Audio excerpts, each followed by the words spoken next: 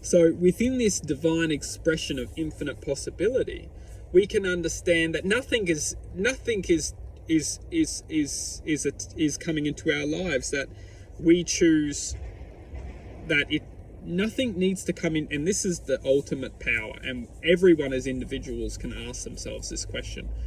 If we can say truly in this moment that we are in control of our existence, that we have the true control over our existence, and within this control we decide what is attempting to dictate our lives, and we have the ability to become aware whether this existence within our lives is serving us in a joyful, positive, loving way. Because if we are not feeling that we have control, or that we are essentially controlling our existence, then there's always something to learn. There will always be something to learn. But reality being that this world is designed for our minds to give us something to go out for, and then we literally just follow our minds until we realize that something wasn't good for us, and then our minds give us something else, and then we follow that until we realize our mind's not something good for us, is doing something good for us. The ultimate challenge within this life is that the mind, it gets more sophisticated and more sophisticated as we start to get more enlightened and more enlightened. This is the balance, and this is the ultimate challenge. It's almost like we are challenging our existence to see what bait we take. Because when we become more enlightened, the mind thinks, oh, he's getting better. We have to give him something more sophisticated to try and hook onto or try and grow. As long as we're following seeds of our mind rather than trying to, it's like walking in the dark. It's like we as spiritual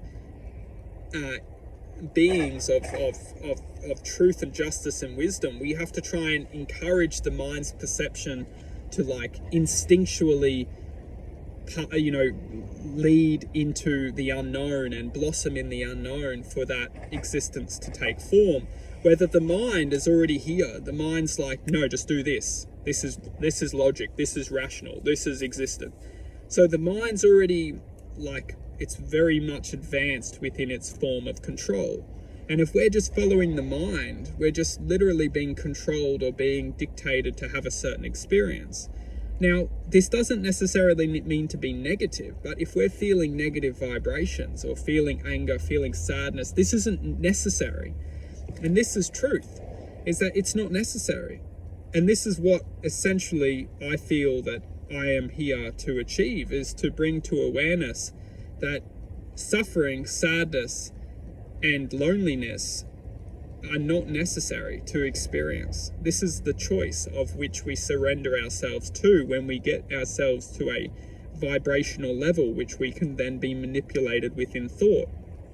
Our true aura has the potential and has the potentiality to manifest within realms of infinite existence, infinite possibilities. So this aura can choose whether it wants to stay within the deception of jealousy and frustration, sadness, evil, hatred, all these lower beating existences, or it can have the choose to manifest above into love and positivity and joy and happiness. And as long as we're following the mind's thought, ultimately the mind's designed to bring this deception into us over time. It's not designed to just bring us here straight away. If it could, it would.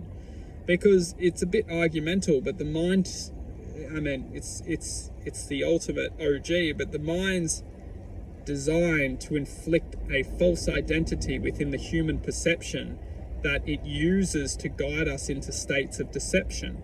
And once it guides us to a certain point, we reflect within our own true essence and our own true identity as if we've failed, or if we've failed. And when we come to this point of existence, we just express this complete injustice to our own true nature, which creates this mathematical code of deception.